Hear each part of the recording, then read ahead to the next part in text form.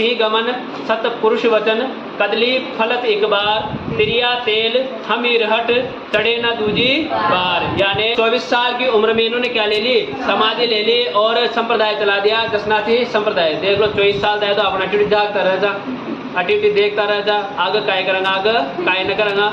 24 साल में बंदा ने भक्ति भी कर ली, तपस्या भी कर ली, सगाई भी कर ली, संप्रदाय भी चला दियो और काय ले ली, जीवित समाधि भी ले ली। बताओ कतना टैलेंट होगा, वो तो अलग ही लेवल का बंदा था। क्या सत्य का ज्ञान हुआ ना तो अपना राजपाट सुख चैन मटर पनीर गाजर पनीर शाही पनीर सब छोड़ दिया और क्या काम किया था, दर्जी का काम किया था। और एक भक्ति हो तो मीरा जैसी, त्याग हो तो दीपा जैसा, इसके बाद हट हो तो हमीर जैसा और भोलापन हो तो मेरे जैसा। इधर देख लो, अगले संत आए अपने कौन से नाथ जी, जसनाथ जी। कौन से नाथ जी, जसनाथ जी। जसनाथ जी। देखो इनकी बात करें तो इनका जन्म हुआ था 1482 में। कब हुआ था, 1482 में हुआ था। कहाँ पर हुआ था, तो हुआ था कतरियासल में। कहाँ पर हुआ था, कतरियासल। और कतरियासल कौन से नेर में है, नेर में है। इनके पिताजी की बात करें तो इनके पिताजी का नाम था हमीर जी जानी। कौन था भाई, हमीर जी जानी इनके कौन थे, पिताजी थे। और माता का नाम था रूपा दे। कौन सी दे था, रूपा देता। सबसे महत्वपूर्ण बात, इनके गुरु कौन थे, कौन से नाथ जी थे, गोरखनाथ जी थे। कौन थे भाई, गोरखनाथ जी थे। और इनका मूल नाम था जसवंत। कौन सा वंत था, जसवंत। इनका मूल नाम क्या था, जसवंत था। अब देखो जसनाथ जी निर्गुण निराकार के, किसके, निर्गुण निराकार ब्रह्म के उपासक थे। किसके उपासक थे, ब्रह्म के। क्या थे, उपासक थे। अब देखना ये जो है ना अपने हमीर जी जानी और रूपा दे, इनके ये पोष्य पुत्र थे। कैसे पुत्र थे, पोष्य पुत्र। यानी इनके रूपा दे से इनका जन्म नहीं हुआ था। ये इनको हमीर जी को एक तालाब में मिले थे और इनका लालन पालन इन्होंने अपने पुत्र की तरह किया था, पालन पोषण इनके पुत्र की तरह किया था। जो ये इसलिए क्या कहलाए, इनके पोष्य पुत्र कहलाए। अब देखो संतान एक ही थी और शुरू से ही ये भक्ति में माहौल में रहते थे, भक्ति किया करते थे। तो गांव वालों को, मोहल्ले वालों को और इनके माता पिता को क्या हो गई, थोड़ी टेंशन हो गई।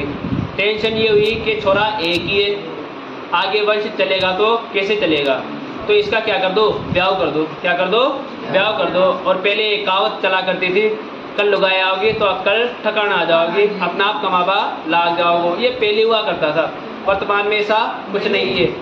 तो उधर मारवाड़ तो और खराब काम है, कुछ भी हो जाए, छोरे का सिर दिख रहा है ब्याह कर दो, छोरा ये काम कर रहा है ब्याह कर दो, चोरी चकारी कर रहा है ब्याह कर दो, पढ़ नहीं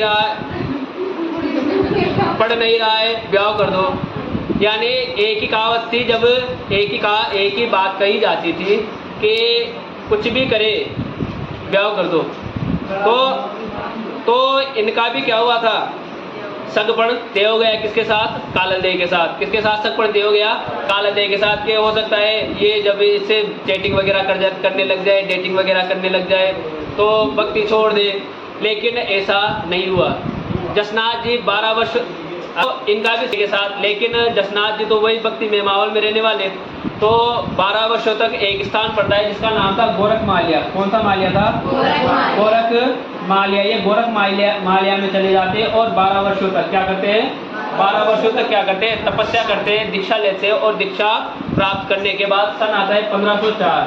कब आता है, 1504। और 1504 में ये एक संप्रदाय चलाते हैं जिसका नाम था जसनाथी संप्रदाय। कौन सा संप्रदाय, जसनाथी संप्रदाय की क्या करते हैं, स्थापना करते हैं। यानी 1482 में तो क्या हुआ, जन्म हुआ। 1504 में क्या करती, संप्रदाय की स्थापना करती। और सन आया 1506। कितना आया, 1506। 1506 में स्थान था कतरियासर। कौन सा, कतरियासर।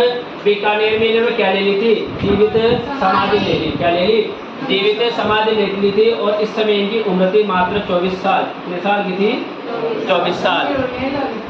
हाँ, तो 24 साल की उम्र में इन्होंने क्या ले ली, समाधि ले ली और संप्रदाय चला दिया, जसनाती संप्रदाय। देख लो 24 साल था तो अपना एक्टिविटी देखता रह जा, एक्टिविटी देखता रह जा, आगे काय करेंगा, आगे काय न करेंगा। 24 साल में बंदा ने भक्ति भी कर ली, तपस्या भी कर ली, सगाई भी कर ली, संप्रदाय भी चला दियो और काय ले ली, जीवित समाधि भी ले ली। बताओ कितना टैलेंट होगा, वो तो अलग ही लेवल का बंदा था। ठीक है, तो 1506 ईस्वी में इन्होंने क्या ले ली, जीवित समाधि ले ली। इसके बाद देखो जसनाती जो संप्रदाय है उनका अभिवादन शब्द होता है ओम नमः आदेश। क्या है, ओम नमः आदेश क्या है इनका, अभिवादन शब्द माना जाता है। जसनाती संप्रदाय, कौन सा संप्रदाय, जसनाती संप्रदाय।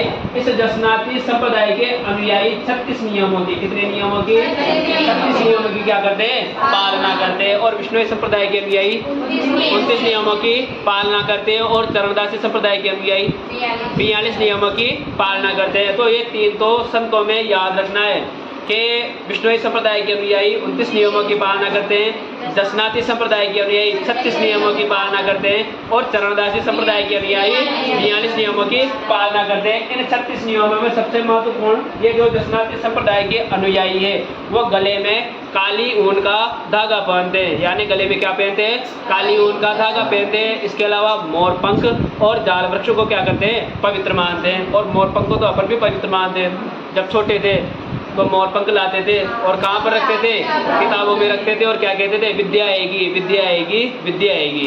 अभी तक कौन नहीं आई, विद्या नहीं आई, समझ गए ना। तो मोर पंख और जाल के वृक्षों को क्या मानते हैं, पवित्र मानते हैं। सबसे महत्वपूर्ण बात, जसनाथ जी का मेला वेरी वेरी इंपॉर्टेंट, हर दूसरे तीसरे एग्जाम में यहाँ से प्रश्न आता ही आता है। मेला लगता है इनका कतरियासर में, कहाँ पर लगता है, कतरियासर। और कतरियासर कौन से नेर में है, बीकानेर में है। और यहाँ पर प्रतिवर्ष साल में 3 बार, कितनी बार, साल में 3 बार मेले का आयोजन होता है। एक होता है चैत्र में, एक होता है माघ में और एक होता है आश्विन में। कब होता है, चैत्र, माघ, आश्विन। इन तीनों महीनों की शुक्ल पक्ष की, कौन से, इन तीनों महीने की शुक्ल पक्ष की सप्तमी को, कब, चैत्र, माघ, आश्विन माह की शुक्ल पक्ष की सप्तमी को कतरियासर बीकानेर में जसनाती संप्रदाय का क्या लगता है, मेला लगता है। और इस मेले में जसनाती सिद्ध, कौन, जसनाती सिद्ध नृत्य करते, अग्नि नृत्य। कौन सा नृत्य करते हैं, अग्नि नृत्य करते हैं, फायर डांस करते हैं। फायर डांस वैसा भी नहीं, जूते चप्पल पहनकर नंगे पैर करते हैं, ददकते अंगारे होते हैं और उन अंगारों पर क्या करते हैं, वो अग्नि नृत्य करते हैं। और नृत्य के दौरान मतीरा फोड़ना, दांतों से अंगारों को तोड़ना आदि कलाओं का क्या किया जाता है, प्रदर्शन किया जाता है। तुम मत कर लेना जी भाई जी। इनको क्या होता है, प्रशिक्षण होता है। प्रशिक्षण अभी छोरियों को कुछ काम में प्रशिक्षण प्राप्त है, जैसे रोटी बनाने में। छोरा चल जा बाप से मार पपोलो आप अभी मम्मी बहुत सी बार अपन देखते हैं, अभी तो गैस वगैरह आ गए, पहले चूल्हा जलता था, चूल्हे में बहुत सी बार वो अंगीरे बाहर निकल कर आ जाते थे। अंगीरे जानते हो ना, लकड़ी का, देखा तो चंद्र, अंगीरे बाहर आ जाते तो मम्मी वगैरह क्या करती थी, हाथ से पकड़कर उस अंगीरे को डाल देती थी। तो उनको क्या है, आदत हो चुकी थी। तो इन जसनाती सिद्धों के पास भी क्या है, कुछ विशेष प्रशिक्षण होते हैं। कुछ तास काय न तो विषय वो काय जैन जी। तो इनको क्या प्राप्त होता है, प्रशिक्षण प्राप्त होता है और सिद्धियां प्राप्त होती है, जिससे ये नृत्य कर पाते हैं। और नृत्य के दौरान एक शब्द उच्चारण होता है और उस शब्द का नाम है फतेह फतेह। कौन सा शब्द का उच्चारण किया जाता है, फतेह फतेह का ये उच्चारण किया जाता है। और नृत्य में नगाड़ा वाद्य यंत्र बजाया जाता है। कौन सा वाद्य यंत्र बजाया जाता है, नगाड़ा वाद्य यंत्र बजाया जाता है। जसनाथ जी के समकालीन थे अपने सिकंदर लोधी। कौन थे, सिकंदर लोधी। और सिकंदर लोधी जसनाथ जी से प्रभावित होता है और जसनाथ जी को कतरियासर बीकानेर में 500 बीघा, कितने बीघा, 500 बीघा भूमि दान में दे देता है। तो देखो संतों का कितना प्रभाव था उस जमाने में। उधर अकबर गोहत्या पर प्रतिबंध लगा रहा है, सिकंदर लोधी प्रतिबंध लगा रहा है, इधर इसने 500 बीघा भूमि दान में दे दी। अब 5 बसवाना था। हाँ, अभी तो रील भी वायरल चल रही है, कोई संत कोई मांगने वगैरह आ जाता है तो उल्टी कटोरी होती है, उसमें अनाज भरा होता है और उसको डाल दिया जाता है।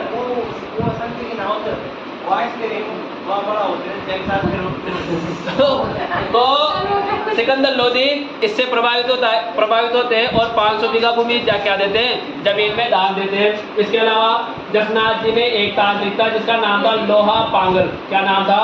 लोहा पांगल। ये उस जमाने में क्या करता था, इसको अपनी शिक्षाओं पर अत्यधिक घमंड था, तो उस लोहा पांगल के अभिमान को, उसके घमंड को तोड़ा किसने था?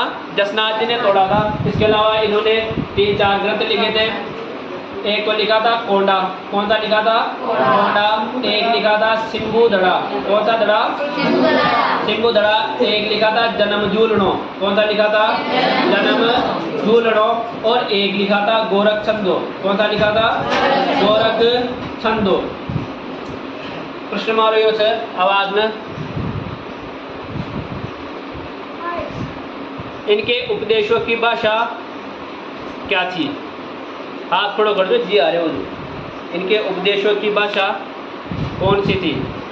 ढूंढाड़ी, मारवाड़ी, मेवाड़ी और मालवी।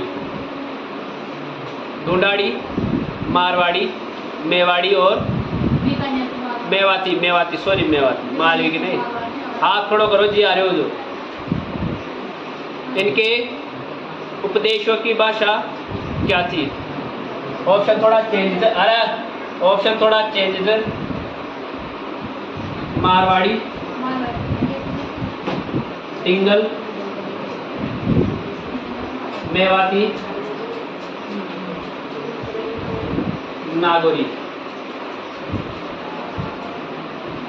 इनके उपदेशों की भाषा क्या थी? मारवाड़ी, टिंगल, इसके अलावा मेवाती और नागौरी। मारवाड़ी वाला हाथ खड़ा करो। मारवाड़ी वाला हाथ खड़ा करो। मारवाड़ी वाला हाथ खड़ा करो। शाबाश। पूरा हाथ खड़ा करो भाई।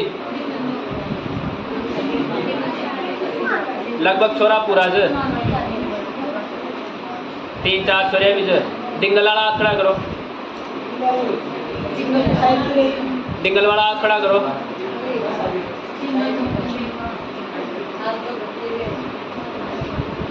मेवाती वाला और नागौरी वाला। नागौर जगह दोबारा मारवाड़ी वाला खड़ा कर दो भाई। काहे नको गलत होगो तो यहाँ होगो, टिंगल भी गलत होगो तो यहाँ होगो, पेपर में थोड़ी होगो। तो फिर हमारे को उत्तर भी ना मिलोगो। शाबाश। मारवाड़ी वाला लगभग और जनसंख्या बढ़ेगी। डिंगल वाला हाथ खड़ा करो। हाँ जवाब तो देनी पड़ेगा। हाँ अरे तो गलत होगा तो यहाँ होगा ना। मारवाड़ी सारे मारवाड़ी में से। हाँ मारवाड़ी खाको, मेवाती शाबाश। और डिंगलाड़ा कोई ना, डिंगलाड़ी एक और बाकी मारवाड़ी वाला। बेटा एक बार आंसर होगा डिंगल। काहे से डिंगल से मारो है? जब मैंने पहले ही बोल दिया कि मारवाड़ी का साहित्यिक रूप क्या कहलाता है? डिंगल कहलाता है। अब जो भी ग्रंथ लिखा है तो साहित्य के अंदर ही तो आओगा ना। अब बीकानेर कशा वार्ड में था अपन को? मारवाड़ में से। अब मारवाड़ में से तो मारवाड़ी लिखी जाओगी, लेकिन वो आएगी वो साहित्यिक रूप आएगी, तो फिर कह रहे हो का आंसर निकल रहा होगा। तो इन्होंने इन ग्रंथों की क्या की थी? रचना की थी। कौन कौन सा था? कोंडा, सिंबू धड़ा, जन्म जूलनो और गोरख छंदो। इसके अलावा देखो जसनाती संप्रदाय है, वो जसनाती संप्रदाय 2 शाखाओं में विभक्त हुआ था। कितनी शाखाओं में विभक्त हुआ था? 2 शाखाओं में विभक्त हुआ था। और 2 शाखाओं की बात करें तो एक तो है ये और एक ये। कितनी हो गई? 2 शाखा हो गई। एक तो थे जसनाती सिद्ध। कौन थे? जसनाती सिद्ध। और एक थे जसनाती जाट। कौन थे भाई? जसनाती जाट। तो जसनाती जो संप्रदाय है वो कितनी शाखाओं में विभक्त हुआ? 2 शाखाओं में विभक्त हुआ। एक तो जसनाती सिद्ध बने और एक बने जसनाती जाट बने। इन जसनाती सिद्धों की विरक्त मंडली कहलाती है परमहंस मंडली। कौन सी मंडली कहलाती है? परमहंस मंडली कहलाती है। यदि प्रमुख जसनाती सिद्धों की बात करें तो इनमें एक लालनाथ, कौन सा नाथ? एक है सवाई नाथ, कौन सा नाथ? सवाई नाथ। एक है रुस्तम जी, कौन है भाई? रुस्तम जी। और एक है रामनाथ, कौन सा नाथ? रामनाथ। यानी कुछ प्रमुख जसनाती सिद्धों की बात करें, लालनाथ, सवाईनाथ, रुस्तम जी, रामनाथ और एक है अपने चौकनाथ जी। कौन है? चौकनाथ जी। इसके अलावा देखो जसनाती संप्रदाय में 24 बाड़िया, कौन है? 84 बाड़िया। कौन सा? 84 बाड़िया एक स्थान है। ये क्या माना गया है? प्रमुख माना गया है, क्योंकि यहाँ पर जसनाती सिद्धों की क्या बनी हुई है? समाधियाँ बनी हुई है। क्या बनी हुई है? समाधियाँ बनी हुई है। तो जसनाती संप्रदाय में एक स्थान जिसका नाम है 84 बाड़िया, उसे प्रमुख माना गया है क्योंकि यहाँ पर जसनाती सिद्धों की समाधियाँ बनी हुई है। सबसे महत्वपूर्ण बात, इन रामनाथ जी ने, किसने? रामनाथ जी ने एक ग्रंथ लिखा था जिसका नाम था यशोनाथ पुराण। कौन सा? यशोनाथ पुराण नामक ग्रंथ लिखा था। और इस यशोनाथ पुराण को जसनाती संप्रदाय का क्या कहा जाता है? बाइबिल कहा जाता है। क्या कहा जाता है? बाइबिल कहा जाता है। यदि पूछ ले कि जसनाती संप्रदाय का बाइबिल कौन से ग्रंथ को कहा जाता है, तो यशोनाथ पुराण को कहा जाता है। जसनाती संप्रदाय की राजस्थान में कुल 5 पीठें हैं। 5 पीठों की बात करें तो मालासर, पुंडरासर, लिखमादेसर और बामलू, ये तीनों थे अपने बीकानेर में। कहाँ पर है? बीकानेर में। और एक है पांचला सिद्ध। कौन सा है? पांचला सिद्ध। ये है अपने कौन से गौर में? नागौर में। तो मालासर, पुंडरासर, लिखमादेसर और बामलू, ये तो है बीकानेर में। और एक है पांचला सिद्ध, ये कहाँ पर है? नागौर में। ये वे मोटे तौर पर कौन से नाथ जी? जसनाथ जी। बताओ जन्म कब हुआ था? कब हुआ था? जन्म हुआ था 1482 में कत्रियासर बीकानेर में। पिताजी का नाम क्या था? अमीर जी जानी। माता का नाम और गुरु का नाम क्या था? मूल नाम क्या था? जसवंत था। ये निर्गुण निराकार किसके उपासक थे? सबके उपासक थे। और 12 वर्षों तक तपस्या कहाँ पर की थी? गोरखमालिया में तपस्या की थी। और संप्रदाय कौन सा चलाया था? जसनाती संप्रदाय चलाया था। कब चलाया था? 4 में चलाया था। अभिवादन शब्द क्या है? ओम नमः आदेश। और दादू संप्रदाय का सत्यराम। कौन सा राम? जसनाती संप्रदाय के अनुयायी कितने नियमों की पालना करते हैं? 36 नियमों की पालना करते हैं। गले में कौन सी ऊन का धागा पहनते हैं? काली ऊन का धागा पहनते हैं। और कौन सा पंख पवित्र मानते हैं? और कौन सा वृक्ष मानते हैं? जाल वृक्ष। कौन सा वृक्ष? जाल वृक्षों का मानते हैं, पवित्र मानते हैं। 1506 में क्या किया था? जीवित समाधि ली थी। कहाँ पर ली थी? कत्रियासर बीकानेर में ली थी। समकालीन किसके थे? सिकंदर लोधी से। और सिकंदर लोधी ने कितने बीघा भूमि जमीन दान देता है? 500 बीघा भूमि जमीन दान में देता है। और इन्होंने किसके अभिमान को तोड़ा था? लोहा पांगल नामक व्यक्ति के तांत्रिक के अभिमान को ध्वस्त किया था। कितने ग्रंथ लिखे थे? 4। कोंडा, सिंबुधड़ा, जन्मझूलनो, गोरख छंदो। बोलो। कोंडा, सिंबुधड़ा, झूलनो, गोरख छंदो। इसके अलावा देखो जसनाती संप्रदाय कितनी शाखाओं में विभक्त हुआ? 2 शाखाओं में विभक्त हुआ। एक तो कहलाए क्या? जसनाती सिद्ध। और एक कहलाए क्या? जसनाती जाट। और जसनाती सिद्धों की विरक्त मंडली क्या कहलाती है? परमहंस मंडली कहलाती है। प्रमुख जसनाती सिद्धों की बात करें तो लालनाथ जी, चौकनाथ जी, सवाईनाथ जी, रुस्तम जी और रामनाथ जी। रामनाथ जी ने एक ग्रंथ लिखा था जिसका नाम था यशोनाथ पुराण। इसे जसनाती संप्रदाय का क्या कहा जाता है? बाइबिल कहा जाता है। और जसनाती संप्रदाय में क्या है? 84 बाड़िया प्रसिद्ध मानी जाती है क्योंकि यहाँ पर जसनाती सिद्धों की क्या बनी हुई है? समाधियाँ बनी हुई है। ये देखो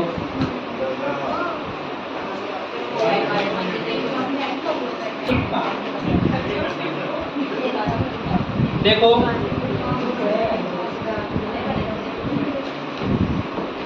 देखो इधर संत पीपा।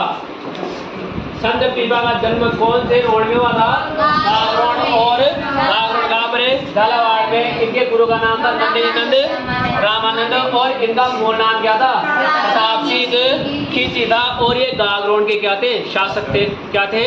गागरोड के शासक थे। और इन्होंने फिरोज शाह तुगलक को, किसकी सेना को पराजित किया था? फिरोज शाह तुगलक की सेना को पराजित किया था। और इनके ज्यादा नहीं थी, 20 रानियां थी। भाई कितनी रानियां थी? 20 रानियां थी। हाँ ज्यादा थोड़ी थी। तो इधर सुन लो, जोधपुर के एक राजा थे मान सिंह। कौन थे? कहाँ के राजा थे? जोधपुर के। जब इनका देहांत हुआ था तब इनके पीछे 81 रानियां क्या हुई थी? सती हुई थी। और आमेर के राजा थे मान सिंह। कौन थे? मान सिंह। उसके बारे में तुम जानते ही हो। तो जो कि जहांगीरी में क्या लिखता है कि 1500 रानियां थी, तो इनके ज़्यादा नहीं थी, 20 ही थी। तो कितनी रानियां थी? 20 रानियां थी। लेकिन इन्होंने अपनी सबसे छोटी रानी थी जिसका नाम था सीता के साथ वैराग्य धारण किया था। और ये निर्गुण निराकार ब्रह्म के उपासक थे। और इन्होंने आजीविका चलाने के लिए, यानी अपना घर खर्चा चलाने के लिए भीख नहीं मांगी थी, बल्कि किसका कार्य किया था?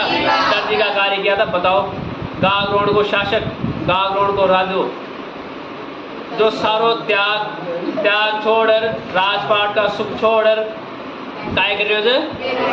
वैराग्य धारण कर रहे हो। और काय सी रहे हो? कपड़ा। इसीलिए राजस्थान में एक कहावत प्रसिद्ध है, समझ गए ना, कि भक्ति हो तो मीरा जैसी। क्या कहा जाता है?